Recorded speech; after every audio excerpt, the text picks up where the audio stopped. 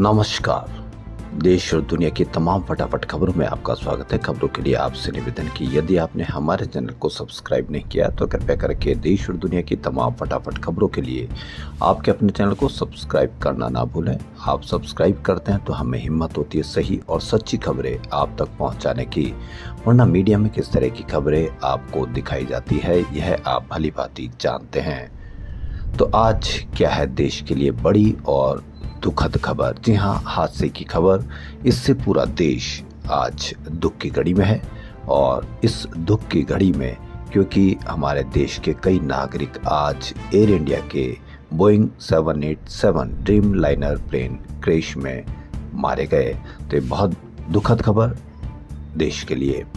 आज गुजरात के अहमदाबाद में एयर इंडिया का Boeing 787 Dreamliner plane crash हुआ। इसमें सवार सभी 242 लोगों की मौत हो गई है। न्यूज एजेंसी एपी ने गुजरात पुलिस कमिश्नर के हवाले से ये जानकारी दी। हादसे में गुजरात के पूर्व मुख्यमंत्री विजय रूपानी का भी निधन हो गया। भाजपा के राज्यसभा सांसद परिमल नाथवानी ने एक्स पर यह जानकारी दी। हालांकि कुछ देर बाद उन्होंने अपनी पोस्ट डिलीट कर दी। प्लेन जिस बिल्डिंग से टकराया वहां अहमदाबाद के सिविल हॉस्पिटल के डॉक्टर्स रहते हैं। जानकारी के अनुसार 15 डॉक्टर भी घायल हो गए हैं।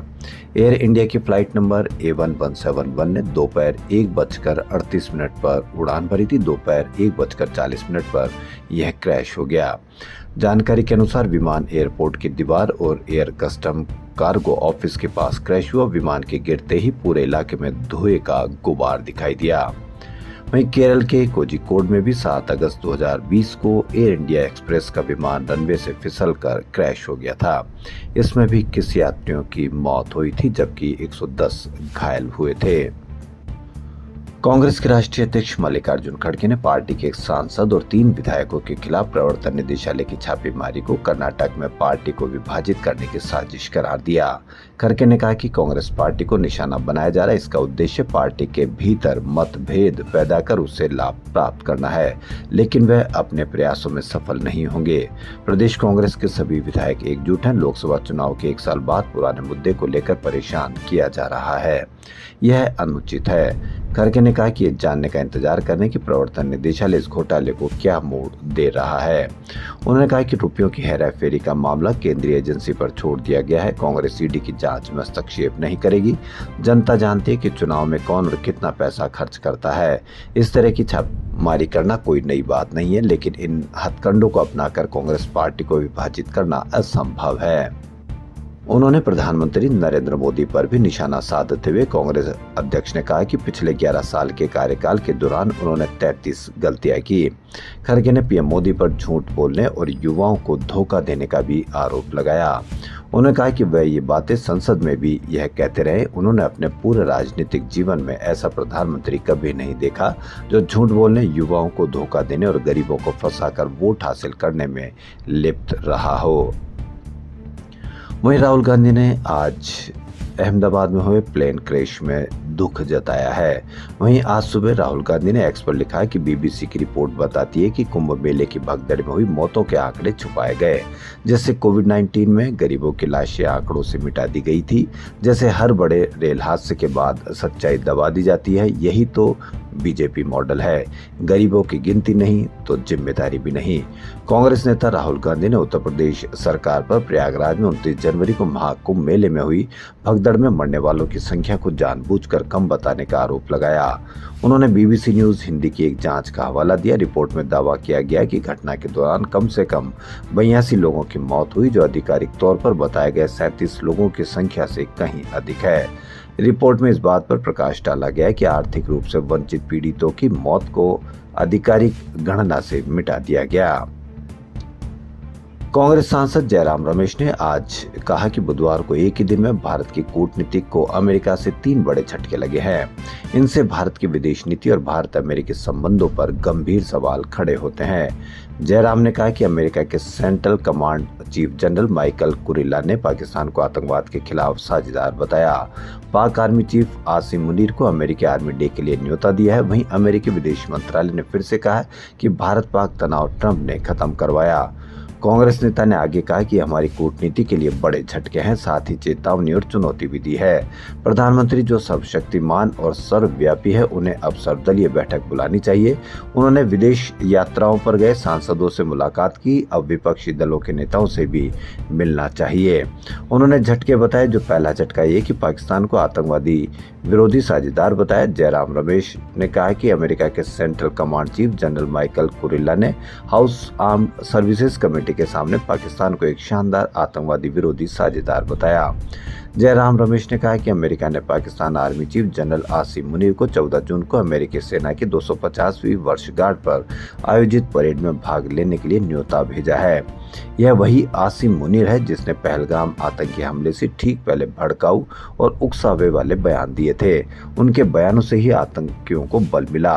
जयराम रमेश ने कहा कि अमेरिकी विदेश मंत्रालय के प्रवक्ता ने दोबारा कहा कि भारत पाक तनाव कम करने में डोनाल्ड ट्रंप और विदेश मंत्री मार्को रूबियो की भूमिका रही है।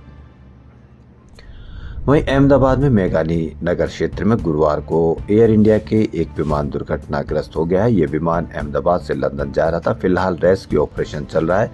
इस हादसे को लेकर बीजेपी नेता सुब्रमण्यम स्वामी ने प्रधानमंत्री नरेंद्र मोदी, केंद्रीय गृह मंत्री अमित शाह और नागरिक उड्डयन मंत्री नायडू से इस्तीफे की मांग की है।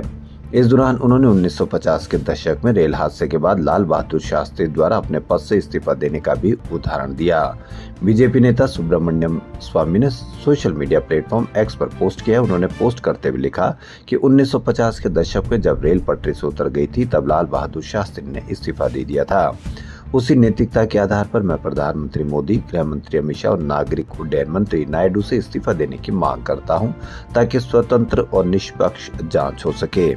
मोदी और उनके साथी अब तक जो कुछ भी कर रहे हैं वह सिर्फ दिखावा, जिसे रोकना होगा। पंजाब के बठिंडा में एक सनसनीखेज घटना ने सबको चौंका दिया। सोशल मीडिया इन्फ्लुएंसर और इंस्टाग्राम पर कमल कौर भाभी के नाम से मशहूर कंचन कुमारी की लाश बुधवार देर रात एक कार में सड़ी गली हालत में बरामद हुई। यह कार बठिंडा चंडीगढ़ राजमार्ग पर भुच्चो कला में आदेश मेडिकल यूनिवर्सिटी के पार्किंग क्षेत्र में खड़ी थी। कार से तेज बदबू आने की शिकायत पर स्थानीय लोगों ने पुलिस को सूचना दी, जिसके बाद ये खुलासा हुआ। कमल कौर को उनके इंस्टाग्राम पर अश्लील और विवादित रील्स पोस्ट करने के लिए धमकियां मिल चुकी थी। सोशल मीडिया पर कमल कौर के 3.86 लाख फॉलोअर्स थे। वह अपनी बोल्ड और विवादास्पद वीडियो कंटेंट के लिए जानी जाती थी। करीब 7 महीने पहले कुख्यात आतंकी हर्ष डल्ला ने कथित तौर पर कमल कौर को उनके कंटेंट के लिए जान से मारने की धमकी दी थी। यह धमकी उनके सोशल मीडिया पोस्ट को लेकर थी। उन्हें कुछ लोग अश्लील मानते थे। पुलिस इस धमकी की पहलू की भी जांच कर रही है कि कहीं उनकी हत्या का ये मामला उससे जुड़ा तो नहीं है। अहमदाबाद एयरपोर्ट से लंदन के गेटविक एयरपोर्ट के लिए उड़ान भरने वाला एयर इंडिया का विमान उड़ान भरते ही गुरुवार को दुर्घटनाग्रस्त हो गया। इस विमान में चालक दल सहित कुल 242 लोग सवार थे। हादसे के बाद प्रधानमंत्री नरेंद्र मोदी और केंद्रीय गृह मंत्री अमित शाह ने गहरी संवेदना व्यक्त की है और राहत कार्यों की निगरानी के निर्देश दिए हैं। इस हादसे के बाद प्रधानमंत्री नरेंद्र मोदी ने घटना को हृदय विदारक बताते हुए एक्स पर लिखा, अहमदाबाद में हुई त्रासदी ने हमें स्तब्ध और दुखी कर दिया। उन्होंने दुख जताते हुए लिखा कि ये शब्दों में बयान नहीं किया जा सकता। इस दुख की घड़ी में मेरी संवेदनाएं इससे प्रभावित सभी लोगों के साथ है। मैं मंत्रियों और अधिकारियों के संपर्क में हूँ जो प्रभावित लोगों की सहायता के लिए काम कर रहे हैं। वहीं केंद्रीय गृह मंत्री अमित शाह ने प्लेन क्रैश पर दुख जताते हुए सोशल साइट एक्स पर लिखा कि अहमदाबाद में हुए दुखद विमान हादसे से मैं शब्दों में बयान नहीं कर सकता। तो खबरों में फिलहाल इतना ही। यदि आपको हमारा चैनल पसंद आए तो लाइक, सब्सक्राइब और शेयर अवश्य करें। धन्यवाद।